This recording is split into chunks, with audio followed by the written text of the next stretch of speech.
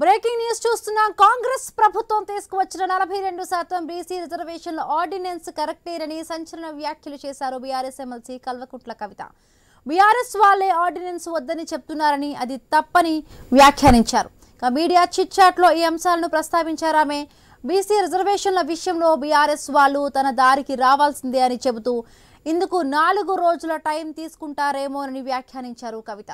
2018 చట్టానికి సవరణ చేసి ఆర్డినెన్స్ తేవడం సబబే అన్నారు. తాను న్యాయ నిపుణులతో చర్చించాకే ఆర్డినెన్స్ కు సపోర్ట్ చేశారని అన్నారు. అలాగే తనపై తీన్మార్ మల్లన్న చేసిన కామెంట్స్ కు పార్టీ రియాక్ట్ కాలేదని, అది వాళ్ల విఘ్నతకే వదిలివేస్తున్నట్టు చెప్పారు కవిత.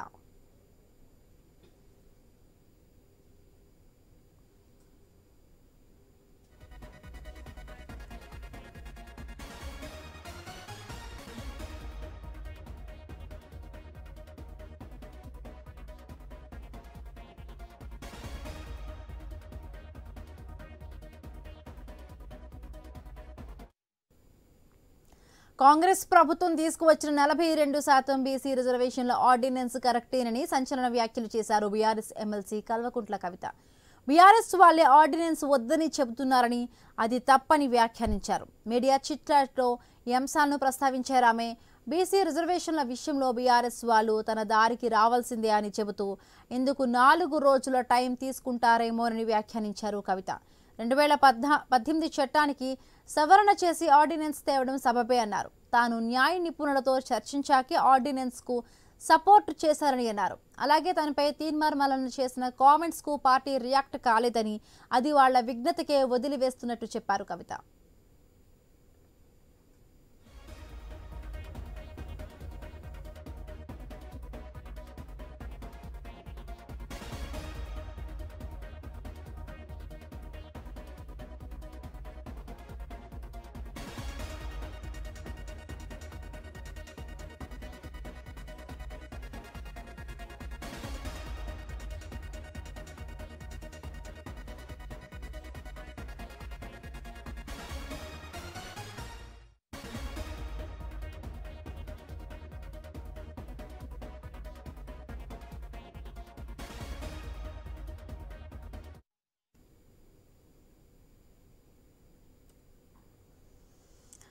కాంగ్రెస్ ప్రభుత్వం తీసుకువచ్చిన 42% బీసీ రిజర్వేషన్ల ఆర్డినెన్స్ కరెక్టేనంటూ కూడా మీడియా చిట్ చాట్ లో ఎమ్మెల్సీ కవిత వ్యాఖ్యలు చేయడం జరిగింది.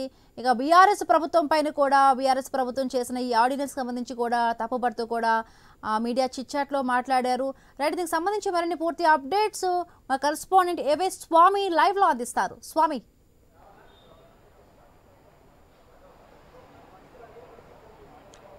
Himabindu BRS party MLC Telangana Jagruthi అధ్యక్షురాలు కల్వకుంట్ల కవిత కొద్దిసేపటి క్రితమే మీడియాతో మాట్లాడారు. ప్రధానంగా ఈ రోజు జరిగినటువంటి మీడియా సమావేశంలో బనకచర్ల ఇష్యూ పైన ఆంధ్రప్రదేశ్ ప్రభుత్వం చెప్తుంది ఒకటి, తెలంగాణ ముఖ్యమంత్రి రేవంత్ రెడ్డి చెప్తుంది ఒక విషయాన్ని కూడా మాట్లాడుతూ తెలంగాణ సీఎం రేవంత్ రెడ్డి అబద్ధాలు ఆడుతున్నారు. తెలంగాణ ఒకవైపు నీళ్ళని కూడా ఆంధ్రకు కట్టబెట్టే విధంగా ప్రవర్తిస్తున్నారు, ఆంధ్రకు సద్దులు మూటగడుతున్నారని చెప్పేసి కూడా ముఖ్యమంత్రి రేవంత్ రెడ్డి పైన ఆరోపణలు చేసినటువంటి కవిత ఒకవైపు ముఖ్యమంత్రి ఆ పదవిలో ఉండడానికి అనర్హుడు, వెంటనే ఒకవైపు ఆ పదవి నుంచి దిగిపోవాలి, రాజీనామా చేయాలని చెప్పేసి కూడా డిమాండ్ చేశారు.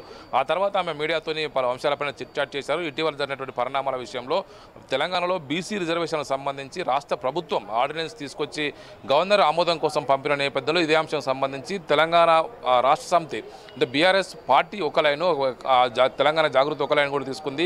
రాష్ట్ర ప్రభుత్వం ఆర్డినెన్స్ను స్వాగతిస్తూ ఒక తెలంగాణ జాగృతి ఆధ్వర్యంలో ఎమ్మెల్సీ కవిత ఆమె అనుచరులు తెలంగాణ బీసీ యునైటెడ్ ఫ్రంట్ పూలే సంబంధించిన కార్యకర్తల నాయకులంతా కూడా సంబరాలు చేసుకుంటే, ఇటు బీఆర్ఎస్ నాయకులు మాత్రం ప్రభుత్వ నిర్ణయాన్ని వ్యతిరేకిస్తూ దిష్టిబొమ్మలు దగ్ధం చేశారు. ప్రభుత్వ వ్యతిరేకంగా ప్రభుత్వం బీసీ రిజర్వేషన్ విషయంలో చిత్తశుద్ధి లేకుండా వ్యవహరిస్తుంది. ఈ విషయంలో పార్లమెంట్లో 9th షెడ్యూల్లో ఈ రిజర్వేషన్ పెడితే తప్ప బీసీలకు సంబంధించినటువంటి న్యాయం జరగదని చెప్పేసి కూడా బీఆర్ఎస్ పార్టీ ఒకవైపు మాట్లాడుతున్నటువంటి పరిస్థితుల్లో ఇప్పుడు కవిత వ్యాఖ్యలు ప్రాధాన్యత సంతరించుకున్నాయి. ఒకవైపు నిన్ననే ఒకవైపు సింగరేణి, ఒకవైపు బీఆర్ఎస్ పార్టీకి సంబంధించి అనుబంధ కార్మిక సంఘంగా ఉన్నటువంటి టీజీబీకే సంబంధించినటువంటి సమావేశం నిన్న తెలంగాణ భవన్లో జరిగింది. దానికి సంబంధించి ఒకవైపు మిర్యాల రాజిరెడ్డితో పాటు మిగతా ఆ సంఘం సంబంధించిన నాయకులంతా కూడా తెలంగాణ భవన్లో ఒకవైపు సమావేశానికి కేటీఆర్ సమక్షంలో హాజరయ్యారు. ఈ సందర్భంగా ఆ సంఘానికి సంబంధించినటువంటి అధ్యక్షునికి సంబంధించి ఇన్ఛార్జిగా మాజీ మంత్రి కొప్పుల ఈశ్వర్కు కేటీఆర్ బాధ్యతలు అప్పచెప్పారు. ఇప్పటివరకు ఆ సంఘానికి కవితనే గౌరవాధ్యక్షులుగా కొనసాగారు. కవిత మరొక సంఘాన్ని తెలంగాణ జాగృతి సంస్థకు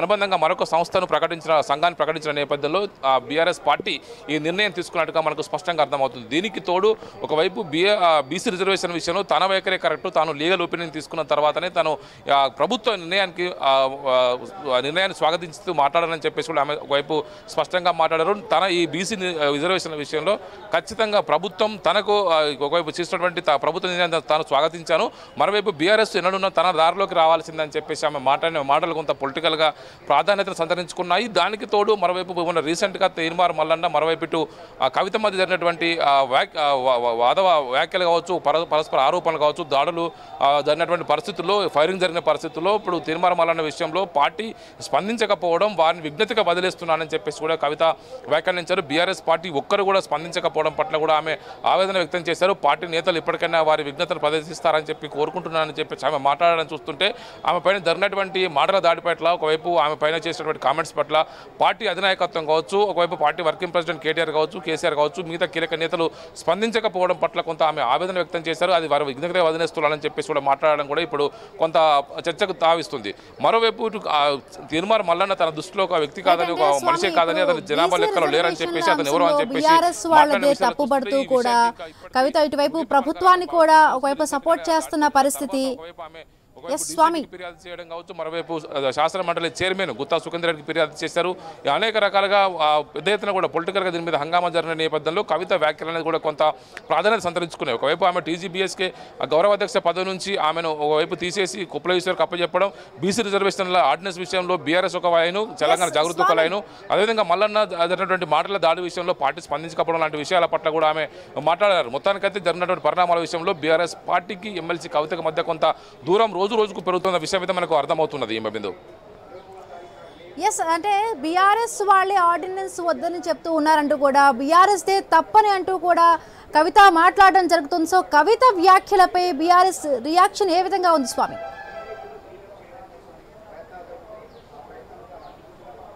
అంటే ఒకవైపు మొదటి నుంచి కూడా తెలంగాణలో కామారెడ్డి డిక్లరేషన్ ప్రకారం కాంగ్రెస్ పార్టీ బీసీలకు 42% రిజర్వేషన్ ఇవ్వాలని చెప్పేసి ఒకవైపు ఏదైతే హామీ ఇచ్చిందో హామీ నిలబెట్టుకోవాలని చెప్పేసి ఫైట్ చేస్తూ వస్తున్నారు. ఎమ్మెల్సీ కవిత కూడా తన జాగృతి సంస్థ ఆధ్వర్యంతో పాటు ఇటు మరోవైపు బీసీ యూనిటెడ్ ఫూలే సంస్థ ఏదైతే తెలంగాణ జాగృతికి అనుబంధంగా పనిచేస్తుందో ఈ రెండు సంస్థల ఆధ్వర్యంలో తెలంగాణ వ్యాప్తంగా అన్ని జిల్లాల్లో రౌండ్ టేబుల్ సమావేశాలు కావచ్చు, ఒకవైపు సభలు సమావేశాలు నిర్వహించి ప్రభుత్వం పైన ఒత్తిడి తేవడంలో ఆమె కొంత సక్సెస్ అయ్యారని చెప్పుకోవచ్చు. ప్రధానంగా ప్రభుత్వం 3 బిల్లులు పెట్టింది. బీసీలకు సంబంధించి విద్యా ఉద్యోగాల్లో రాజకీయంగా 42% రిజర్వేషన్ కల్పించే సంబంధించిన బిల్లు ఏదైతే ఉందో వీటికి సంబంధించి అసెంబ్లీలో వాటిని ఆమోదించి గవర్నర్ ఆమోదం కోసం పంపించారు. అక్కడి నుంచి అవి లీగల్ సంబంధించినటువంటి ఒపీనియన్ కోసం వాటిని ఆమోదించాలని చెప్పేసి రాజ్యాంగ భద్రత కోసం గవర్నర్ వాటిని రాష్ట్రపతి ఆమోదం కోసం పంపడం జరిగింది. అవి ఇంకా అక్కడ పెండింగ్లోనే ఉన్నాయి. ఇది జరుగుతున్న తరుణంలోనే ఒకవైపు లోకల్ బాడీ ఎలక్షన్స్ సెప్టెంబర్ 30 లోపు నిర్వహించాలని చెప్పేసి రాష్ట్ర హైకోర్టు ఏదైతే చెప్పిందో ఆ విషయంలో రాష్ట్ర ప్రభుత్వం రోజుకొక అడుగు ముందుకు వేస్తుంది. ఈ సంబంధించి బీసీ రిజర్వేషన్ ఇవ్వకుండా ఎలక్షన్లు ముందుకు వెళ్తే మాత్రం ఖచ్చితంగా రాజకీయంగా దెబ్బ తగ్గుతుందనే ఉద్దేశంతోనే కాంగ్రెస్ పార్టీ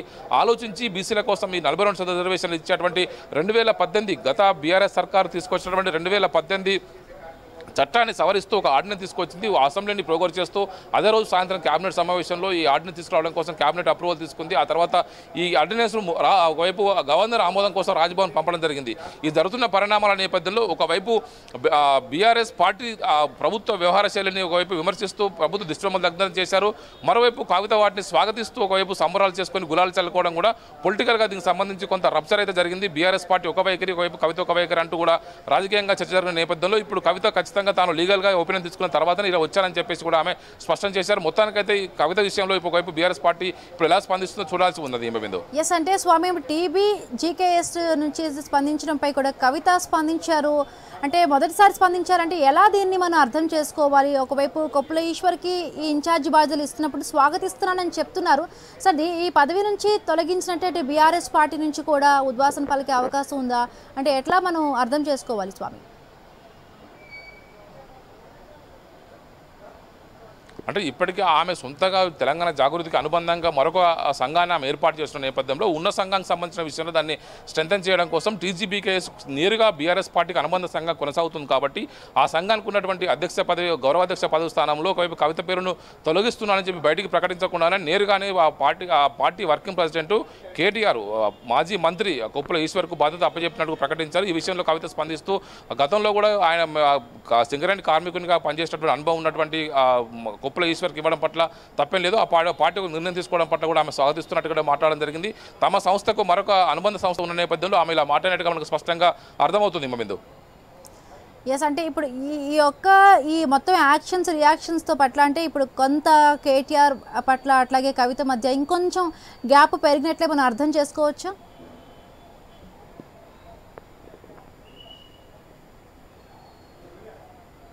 అంటే ఇప్పటికైతే జరిగినటువంటి పరిణామాల నేపథ్యంలో కేటీఆర్ ఇంత ఎక్కడ కూడా ఓపెన్గా స్పందించట్లేదు. పార్టీ పెద్దలు కూడా ఆమె జరిగిన పరిణామాలు కూడా బయటికి మాట్లాడలేదు. పార్టీ పెద్దలు స్పందించకపోతే తాము మాట్లాడితే ఏమవుతుందని చెప్పేసి కూడా పార్టీ నాయకులంతా కూడా ఎవరికి వారు స్తబ్దుగానే ఉన్నారు. దీంతో కవిత విషయంలో పార్టీ నాయకత్వం కూడా ఎవరు స్పందించలేదు. రీసెంట్గా జరిగినటువంటి తీర్మాన మల్లన్న వ్యాఖ్యల తర్వాత ఒకవైపు శాసనమండలి బీఆర్ఎస్ పార్టీ పక్ష నేత మధుసూదనాచారి మాత్రమే ఒక ప్రకటన జారీ చేశారు. మల్లన్న వ్యాఖ్యలు సరికాదని చెప్పేసి ఖండిస్తూ ఒక ఖండన ప్రకటన మాత్రం ఇవ్వడం జరిగింది. మరోవైపు ఎల్బీనగర్ ఎమ్మెల్యే సుధీర్ రెడ్డి కూడా ఈ వ్యాఖ్యలు అయితే ఖండించారు. మొత్తానికైతే పార్టీకి సంబంధించి అధినాయకత్వం స్పందించేంత వరకు కూడా పార్టీ నేతలు ఎవరు కూడా స్పందించట్లేదు. దీనికి సంబంధించినటువంటి వ్యవహార శైలిలు మాత్రం కవిత విషయంలో పార్టీ అంతా కూడా ఏదో చూస్తున్నట్టుగా కూడా కనబడుతుంది. కవిత కూడా తన సొంత కార్యక్రమం తాను చేస్తూ ముందుకు జనంలోకి వెళ్ళడం కోసం ప్రయత్నం చేస్తున్నారు. హిమబిందు అంటే ఓవరాల్గా కూడా అంటే పార్టీ విజ్ఞతకే వదిలేస్తున్నారంటే మల్లన్న వ్యాఖ్యలపై కూడా అంటే ప్రభుత్వం ఏ విధంగా కూడా అంటే మాట్లాడలేదు అంటూ కూడా కవిత చెప్పడం జరిగింది. ఇటు బీఆర్ఎస్ పార్టీ నుంచి కూడా అంటే ఎవ్వరూ కూడా ఈ వ్యాఖ్యలను ఖండించిన దాఖలాలు అయితే చూడలేదు. సో ఓవరాల్గా ఎలా అర్థం చేసుకోవాలి స్వామి మనం?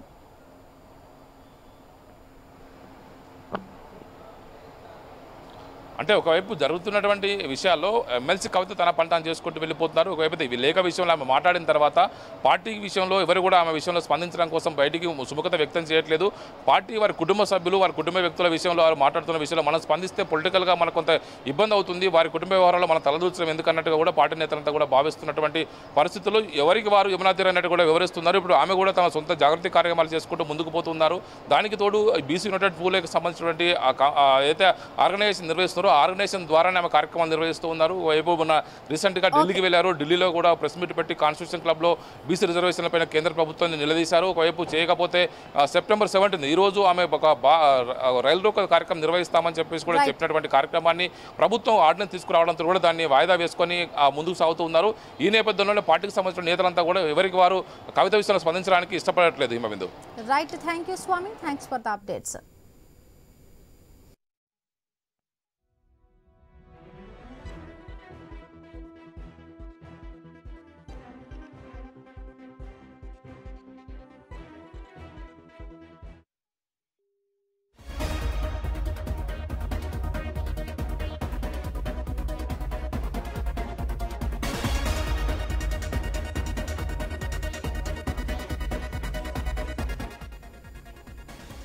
టీబీజీకేఎస్ చైర్మన్ పదవి నుండి తనను తొలగించడంపై ఎమ్మెల్సీ కవిత స్పందించారు. అధిష్టానం ఏ నిర్ణయం తీసుకున్నా తనకు అభ్యంతరం లేదని చెప్పారు.